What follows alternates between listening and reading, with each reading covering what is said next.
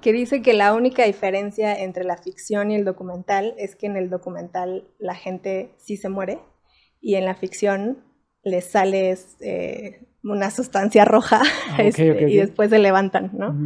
Entonces, digamos, la única diferencia es la materia prima. Cuando haces documental trabajas con personas reales, en situaciones reales, pero finalmente tú como directora también escribes toda un trama, elaboras, digamos, una narrativa que es subjetiva, que es tuya, ¿no? Con esa realidad lo que tú haces es muy parecido a la ficción. Finalmente creas una historia.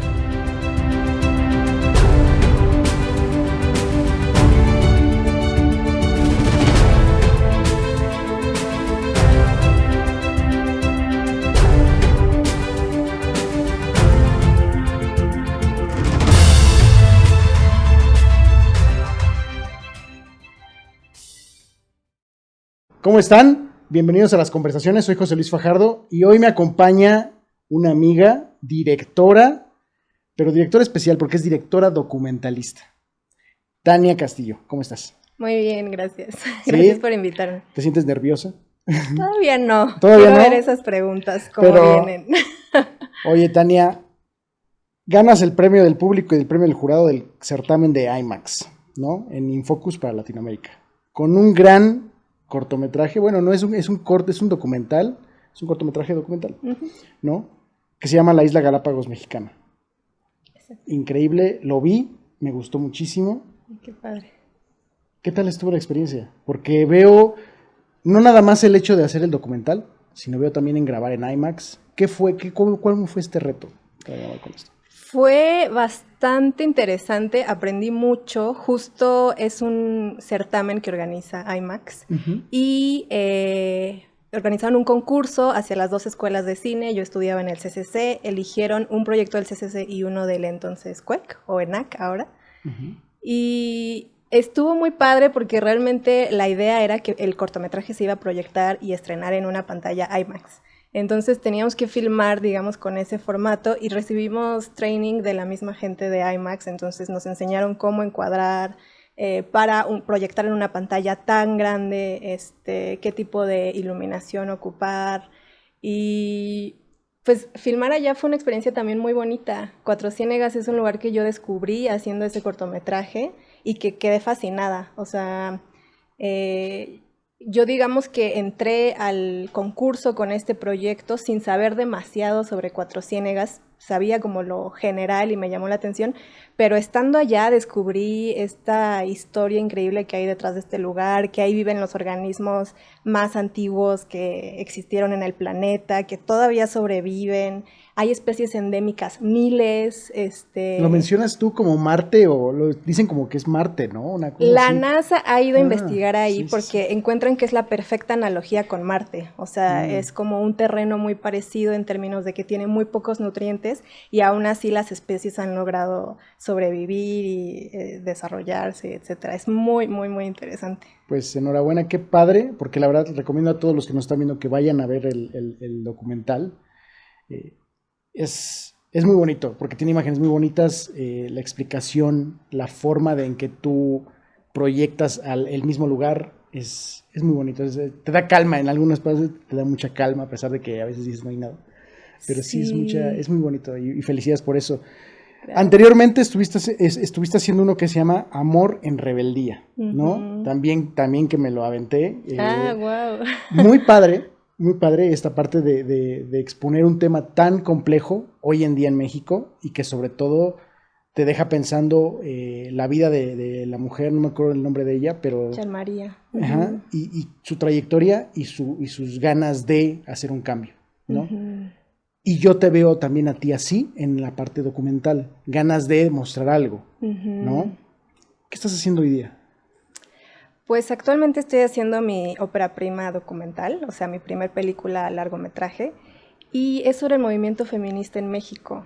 Yo empecé a grabar, a documentar en 2019, cuando empezó como la efervescencia del movimiento, y he tenido la oportunidad de filmar 2019, 2020 y un poquito de 2021, pues los avances y los sucesos que se han ido suscitando, que la verdad han sido bastante inesperados. Creo que me considero muy afortunada de haber podido estar ahí en ese momento ya con cámaras y un equipo listo para salir a filmar todo lo que ha pasado, que yo sí creo que finalmente es un recuento histórico, pues el poder grabar todo este trayecto del movimiento feminista va a servir como memoria histórica y bueno, también tengo personajes específicos con los que soy muy cercana, que a través de ellas he seguido como este proceso y nada, estoy súper contenta, me siento muy afortunada. ¿Por qué el documental? ¿Por qué de pronto te inclinas sobre los documentales? Porque muchos directores, pueden salir chavos de la carrera y decir, bueno, yo quiero hacer un corto de ficción, bla, bla, pero tú te vas a un temas complicados, pero aparte te vas al documental. ¿Por qué? El documental me encontró a mí, la verdad, yo no lo busqué durante mi tiempo en la escuela de cine, pues hice mucha ficción, hice cortos que fueron exitosos, yo me perfilaba como hacia allá, y de pronto llegó este personaje, Jean María, que fue mi primer documental. La conocí su historia, me pareció interesante y justo en ese momento había una convocatoria de Procine para hacer cortometrajes dirigidos por mujeres, con la temática de diversidad sexual, algo así. Entonces era como que encajaba perfecto, me llamó mucho la atención el personaje en sí, por lo que tú dices, porque finalmente Jean María es una persona que ha dedicado su vida a luchar por un mundo más justo para las mujeres. Un cambio ajá, exacto. En ese sentido es fascinante como personaje de por sí, ¿no? Sí, sí, sí. Entonces, sin yo estar muy adentrada en toda esa historia, investigué, hice un guión, el cortometraje, bueno, el proyecto quedó seleccionado y pudimos después filmarlo. Y entonces ahí yo descubrí como la maravilla del documental a diferencia de la ficción. ¿Y qué es?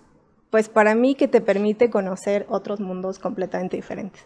O sea, la ficción finalmente sale de tu cabeza, lo escribes respecto a las referencias que tú misma tienes, a las cosas que te interesan, pero el documental te permite conocer personas, situaciones, vivir momentos que nunca te pudiste haber imaginado, o sea, que realmente son experiencias. El documental te da, a la ficción como que tú le das, le pones todo, pero el documental tiene tanto que darte que me pareció pues fascinante.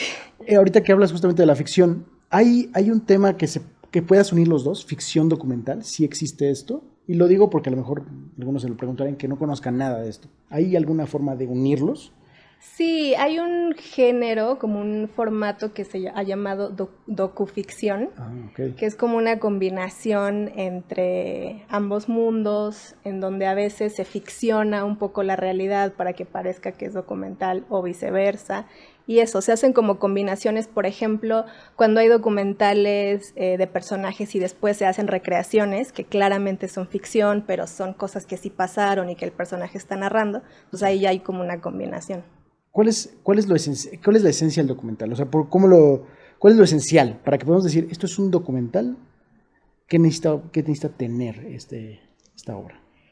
Hay una cineasta que se llama Lucrecia Martel, muy conocida, argentina, que dice que la única diferencia entre la ficción y el documental es que en el documental la gente sí se muere y en la ficción les sale una sustancia roja y después se levantan, ¿no?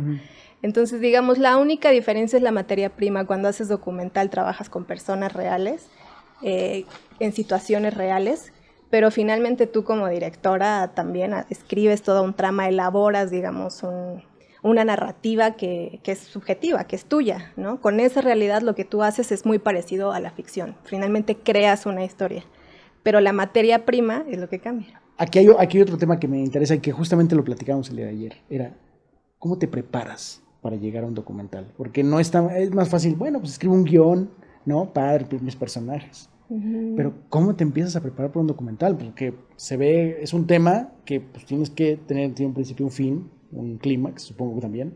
Sí. ¿Cómo es esta preparación? Muy exhaustiva. En el documental, como la línea principal de preparación es la investigación. Y en la investigación, una como documentalista se puede llevar mucho tiempo. depende qué tanto quieras profundizar en el tema que estás abordando. Pero en mi caso, por ejemplo, el tema del feminismo es un tema tan amplio y estoy trabajando con gente, bueno, mis personajes son personas que son activistas, que manejan una teoría feminista bastante avanzada. Entonces yo no puedo llegar con ellas a entrevistarlas y no saber de lo que están hablando, claro, ¿no? O no saber de qué se trata su lucha o por qué lo hacen, o etcétera. Conocer también la parte teórica, aunque eso no se vaya a ver precisamente en el documental.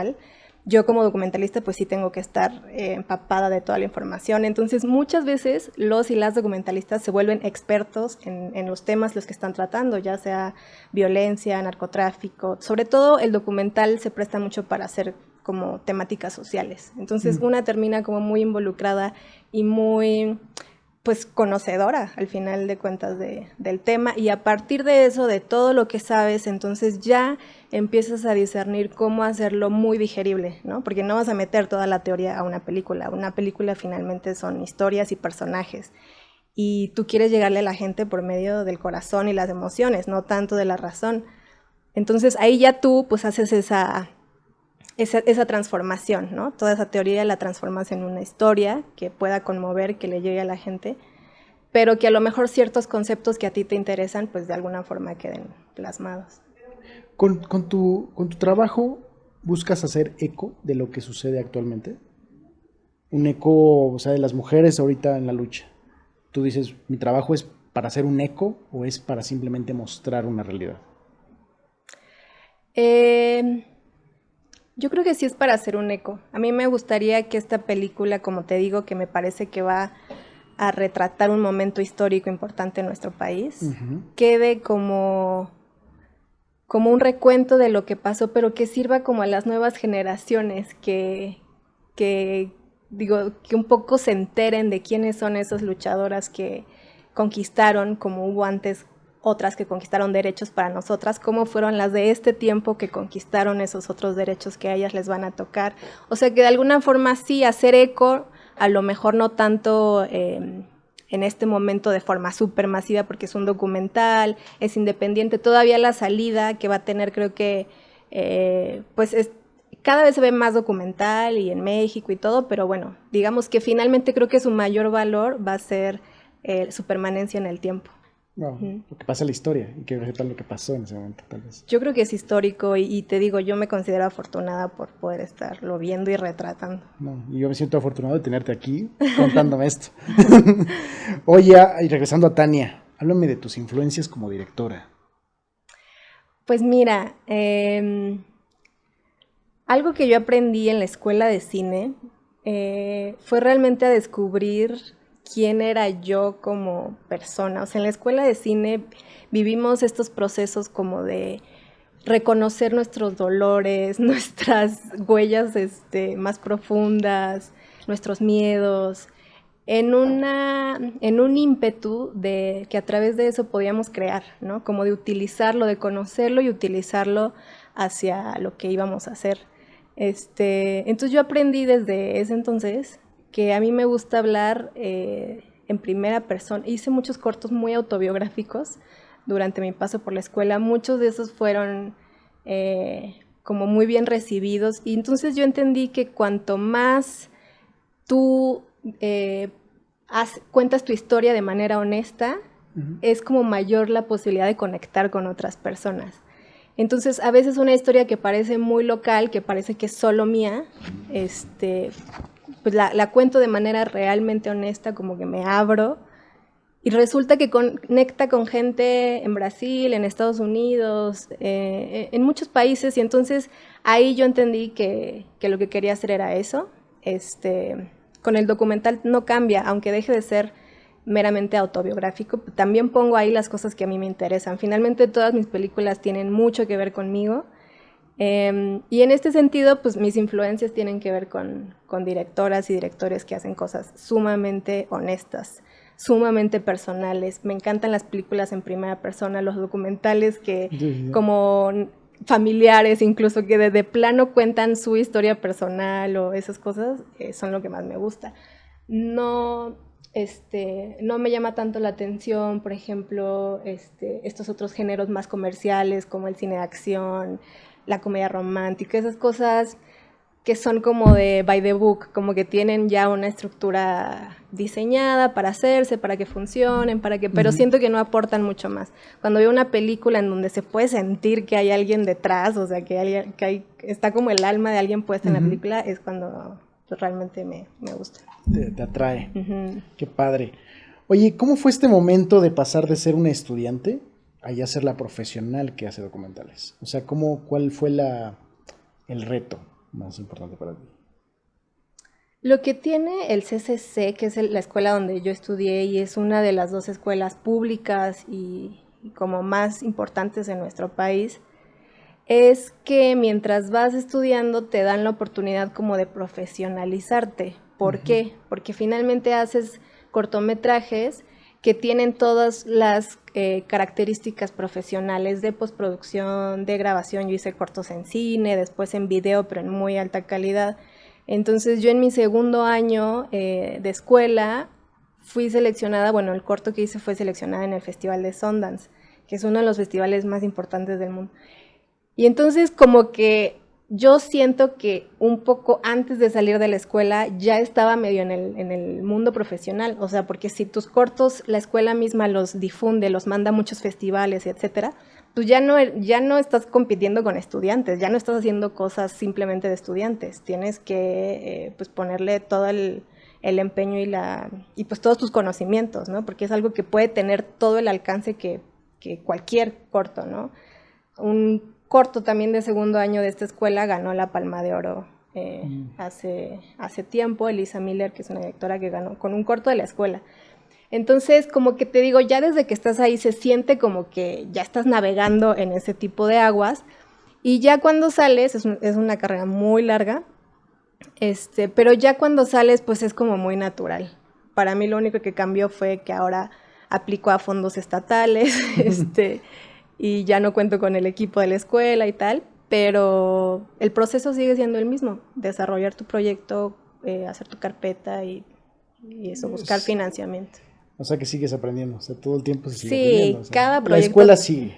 Sigue, cada proyecto te pide algo nuevo que aprender. Oye, hablando un poquito de la escuela, ¿tú crees que este tipo de profesión, o más bien la parte que haces tú del corto documental, si requiera una escuela para empezar a hacerlo? ¿O puede alguien agarrar una cámara y decir, yo puedo hacer un documental? No requiere una escuela, definitivamente hay grandes cineastas que no fueron a la escuela de cine, pero sí requiere conocimientos técnicos. Digo, creo que lo más importante es que tengas algo que decir y que seas bueno y que seas capaz de elaborar una historia, pero pues sí tiene que escucharse bien, porque si no, no se va a poder proyectar en una sala de cine. Incluso los festivales de cine te piden ciertos estándares de postproducción, de calidad de la imagen, que tengan corrección de color, que se pueda escuchar en 5.1, ¿no? Entonces, digamos, tú puedes hacerlo y luego mandarlo a YouTube y no hay ningún problema con esas cosas técnicas, no es tan complicado, pero para tener esta otra proyección, pues sí hay que saber un poco estas cosas. Tiene que haber una calidad muy especial. Una calidad que se puede aprender de otra forma que no sea la escuela de cine. O sea. Claro. ¿Qué se siente ya tener la responsabilidad de un equipo de producción? O sea, cuando ya te paras tú como la directora y tienes a toda la gente, los camarógrafos, todo eso, ¿qué sientes? O sea, ¿hay miedos? ¿Hay incertidumbre? ¿Hay una emoción? ¿Qué hay en ti cuando ya te paras enfrente de las producciones? Híjole, es una responsabilidad bien grande, porque no solo tienes a tu cargo o a digamos, en tu barco a un grupo de gente que está poniendo su talento, su empeño y su tiempo en tu proyecto, sino que también pues, hay mucho dinero detrás de cada proyecto, ¿no? Entonces, finalmente eres tú la responsable de que todo ese trabajo y todo ese capital lo haya puesto quien lo haya puesto, pues tenga un buen puerto, ¿no? Resulte bien. Entonces yo siento mucha responsabilidad, pero al mismo tiempo es muy emocionante. O sea, que todo mundo se junte para hacer tu proyecto, o sea, es como... Yo a veces en rodajes me siento como que es mi cumpleaños, ¿no? Como que todo el mundo gira alrededor de hacer realidad lo que está en tu cabeza, ¿no? Entonces es fascinante. Yo aprendo mucho de la gente con la que trabajo. Siempre he intentado hacer equipos. En el cine existen, ¿no? Las jerarquías y a veces son muy marcadas, pero yo siempre he intentado que sea lo más horizontal posible, que la gente tenga la libertad de aportar todo el talento que tiene, porque si tú impones cosas, pues ya no los dejas como traer lo que ellos saben y lo que pueden aportar. Entonces, con mi equipo siempre platico mucho de la idea que tengo. Se vuelve una relación muy estrecha, después nos volvemos amigos, pero sí lo asumo con mucha responsabilidad. Por ejemplo, en el caso de Juntas Somos Fuertes, hemos tenido que grabar marchas o manifestaciones que de pronto son muy álgidas y en donde yo he sentido que mi equipo está en riesgo. Y ahí yo sé que es mi responsabilidad que no les pase nada. Entonces, soy yo quien tiene que medir hasta dónde, porque finalmente ellas como profesionales pues están ahí hasta donde tú les digas, como tú eres la directora, ¿no? Como que un poco pues se dejan en tus manos y ahí es donde tú tienes que tomar decisiones. O sea, qué tanto esta toma es indispensable y hay que tenerla y a qué costo, ¿no? Qué tanto vamos a arriesgar al equipo. Entonces, es siempre estar en todo, o sea, una responsabilidad creativa de que se esté contando la historia, de que todo vaya bien y también de que pues haya seguridad, ¿no? Que es lo principal. Hacer cine en México, o ponle que no en México nada más, como mujer, ¿es complicado? Hay una brecha muy grande, por tanto es complicado. En el 2019, según el reporte anual del IMCINE, de todas las películas que se hicieron, solamente el 20% fue dirigido por mujeres. Y en el CCC, que es la escuela donde yo estudié, de la que hemos hablado, muchas generaciones, la mía no fue el caso, pero muchas, se veían a 2 mujeres por grupo, 2 mujeres de 16 alumnos, en una de las escuelas, una de las 2 escuelas públicas. O sea, de por sí las posibilidades para hacer cine son pocas, pero después para las mujeres sí es mucho más complicado. Estamos ahorita viviendo como un momento especial en donde las mujeres empezamos a demandar los espacios que nos corresponden y sin embargo, digamos, en este momento hay la máxima presencia de mujeres, creo que ha habido históricamente, y sin embargo falta mucho, o sea, sigue siendo el 20%, y las mujeres somos mayoría, o sea, no somos ni la mitad, somos un poquito más de la mitad. Sí. Entonces, sí es complicado. Creo que las cosas empiezan a cambiar, creo que se empieza a entender que las mujeres merecemos y tenemos las mismas capacidades, pero por mucho tiempo sí era un espacio como reservado para los hombres y en donde se establecía que ellos son los del talento y los ingeniosos y los creativos, y a una como mujer le tocaba, o le sigue tocando, nos sigue tocando, demostrarlo el doble. O sea, que a un director puede llegar y decir cualquier cosa y se la creen, pero a una directora tiene que llegar y decir 30 cosas y con mucha seguridad, y o sea,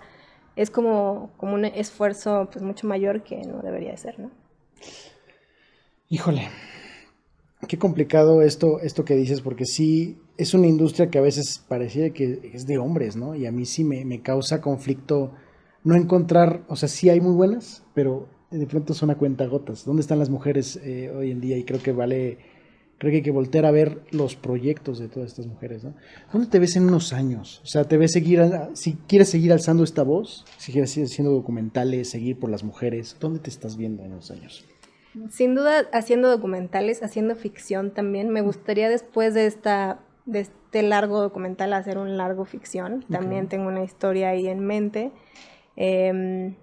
Y pues eso, seguir haciendo las historias que a mí me gustan hacer. La verdad, no me interesa tanto filmar una vez al año una película, me interesa más hacer las películas que realmente quiero hacer. O sea, si este año ningún tema me apasiona, pues no importa, ¿no? Ajá. Pero que cuando algo sí tengo en el corazón y en la cabeza, pues sí poder hacerlo. Es muy divertido estas conversaciones porque te encuentras tantos perfiles, o sea, desde el perfil comercial, el perfil más artístico, el perfil más de lucha, que es algo que creo que valoro mucho, ¿no? Y agradezco mucho que estés aquí hablando de otro tema que nadie había tocado, ¿no? En este momento. Oye, ¿tú cómo estás percibiendo al público en cuanto al documental? O sea, ¿realmente en México sí volteamos a ver al documental? ¿O simplemente, cómo lo percibes? Pienso que como las salas, digamos, comerciales y que son más masivas, etcétera, han relegado al documental, pues la gente no ha tenido como tanta oportunidad de acercarse a él. Sin embargo, con las plataformas, por ejemplo, ahora, creo que hay mucha más difusión y a la gente realmente le interesa el documental. Pienso en producciones recientes que han sido muy comerciales, como 1984 de Netflix, ¿no? Como que Netflix empieza también a plantear el documental como un terreno pues que puede llegar a ser masivo, que por supuesto que son historias y que son interesantes. Por otra parte, algo importante en México ha sido Ambulante, este festival de documentales que ya tiene un nicho bastante establecido, que hace una gira anual por toda la República, en donde yo sí veo, porque cada año voy a Ambulante, sí veo que, te digo, ya tiene un público, que todo el mundo va a ver los documentales de Ambulante. Las salas se llenan en Cinépolis, en las proyecciones al aire libre, en todos lados pues va gente. Entonces yo creo que sí hay interés, creo que pues han faltado espacios para el documental. Más bien es la falta de espacios, ok. ¿Tú crees que el documental ya está en un nivel muy bueno, le falta nivel, si lo comparas a lo mejor con documentales en el extranjero? En México, ¿tú cómo estás viendo el documental? ¿Le falta subir la barra al documental? No. ¿No? En México yo creo que la mayor calidad en el cine está en el documental. Ah, interesante. O sea, definitivamente... Y no es tan solo una apreciación, o sea, los documentalistas mexicanos han estado en los mejores festivales del mundo y ganado todos los premios que quieren. Hay casos, ahorita hay una generación bastante prolífica y que ha sido muy exitosa, en donde están documentalistas como Lucía Gajá, como Everardo González, como Luciana Kaplan. Y si tú ves Tatiana Hueso, bueno, o sea, si tú ves esos documentales, o sea, no sé si ya los viste, pero te vas a sorprender con la calidad y te vas a dar cuenta que no le piden nada a ningún otro. Y con unas narrativas súper profundas, muy interesantes. Es gente que, como te decía, se ve que conoce el tema que está tratando y logra mostrártelo de una manera muy humana, muy profunda. Yo creo que lo mejor que se hace en cine en México es el documental, sin duda. ¿Qué le espera a alguien que quiere empezar a hacer documentales el día de hoy? ¿Qué le espera al recién egresado? Pues muchas aventuras, como te decía, mucho aprendizaje, sobre todo experiencias de vida. Yo creo que el documental es una forma de hacer cine que es muy noble porque justo no cuesta tanto como hacer ficción, o sea, en promedio no cuesta ni la mitad de pronto en comparación. Entonces no es tan complicado buscar esos financiamientos, no es tan complicado incluso tú financiar un documental, y lo que sí te lleva son experiencias de vida maravillosas, yo creo. Wow. ¿Qué no puede dejar de hacer alguien que quiere ser directora? Dejar de justo vivir, o sea, tener experiencias fuera del cine. Lo que yo te decía, finalmente nuestra materia prima es lo que vemos, a quién conocemos, de qué cosas sabemos, qué nos apasiona, y yo creo que eso no se debe como dejar de lado, porque si no, pues ya no tienes nada que contar. O sea, es muy importante tener experiencias de vida que te lleven a observar el mundo de forma diferente, a observar cosas que alguien no ha observado. Decía Werner Herzog, que es un documentalista, bueno, cineasta, director que me gusta mucho, que hizo el de los Grizzlies, ¿no? El de los osos. Sí. Él decía o dice que si tuviera una escuela de cine, uno de los requisitos sería que los que quieran entrar hayan recorrido caminando al menos 3,000 kilómetros. O sea, caminando, haz de cuenta, de España a Kiev, ¿no? Él pone ese ejemplo. Ya luego regresan y les va a pedir sus notas del viaje para ver si sí hicieron el viaje y ya entonces tienen posibilidad de aplicar. Órale. Pero él decía que una experiencia así te da más conocimiento o más herramientas para hacer cine que 5 años de una escuela de cine, ¿no? Claro. Hablando de lo que puedes después tú decir, ¿no? Una vez viviendo eso, conocido a toda esa gente que habrás de conocer, platicado con tantas personas que tienen experiencias tan distintas a las tuyas. Entonces, a veces creo que una se puede ir con la finta de que estudiar, ver y ver películas, clavarte demasiado en la técnica, pero si no tienes algo relevante que decir, de qué hablar, pues no va a ser buena, ¿no? Entonces yo creo que eso es lo que no se debe dejar de lado. Oye, es importante, una pregunta ahorita que me surgió mientras me contabas esto, es importante tener una buena relación o interacción con la gente que tú estás viendo en el documental, o sea, las personas que ven en el documental.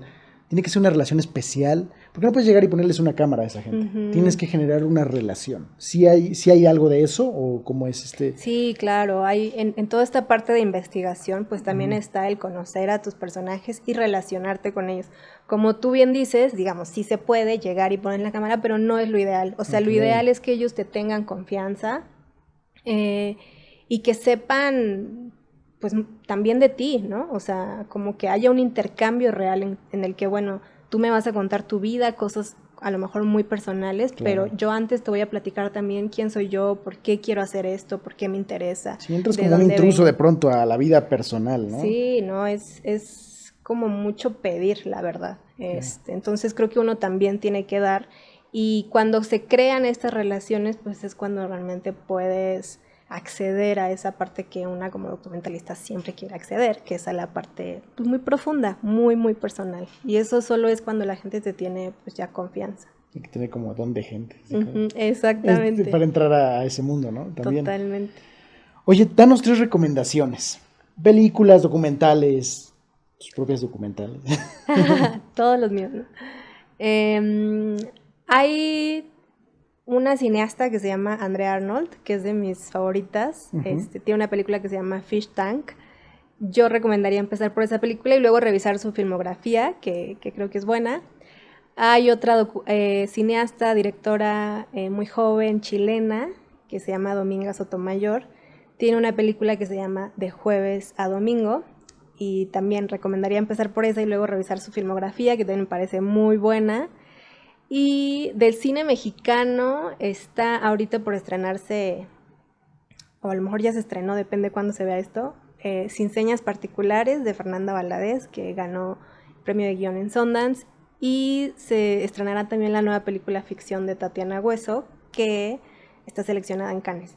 Entonces, pues hay muchas mujeres directoras para Eso es lo bueno. Oye, Tania, te agradezco muchísimo que hayas podido venir, que me cuentes un poquito de lo mucho que haces, porque esto es un poquito. Yo te quiero invitar a que regreses, sobre todo porque a mí me interesa mucho y que mucha gente seguro es el proceso de cómo llego de cero a lo que tú has logrado, ¿no? Claro. Eso no muchas veces lo encuentras y creo que valdría mucho la pena platicarlo, pero ya sé que esto ya es un proceso un poquito más largo. Claro. Te agradezco muchísimo. ¿Quieres agregar algo? ¿Te gustaría agregar algo? Pues nada, yo creo que estamos viviendo en el cine nacional un momento muy importante. Yo estoy muy expectante en cuanto a lo que las mujeres directoras puedan hacer ahora, ¿no? O sea, en que más mujeres se metan a estudiar cine, en que hagan cine, y quiero ver todas esas historias que no hemos visto en mucho tiempo de dominación masculina. Entonces, sí. Es lo único. Sí. Pues te agradezco mucho, te deseo todo el éxito del mundo, y ahora que salga tu documental, pues que lo podamos ver, que lo podamos platicar. Claro que sí. Y gracias por todo. A todos, muchas gracias por vernos. Pues síganos en nuestras redes sociales. Y sobre todo, sigan las redes sociales de Tania. Y lo vean en Filmin Latino, porque están tus documentales. También nos pueden ver ahí. Entonces, gracias a todos por seguirnos.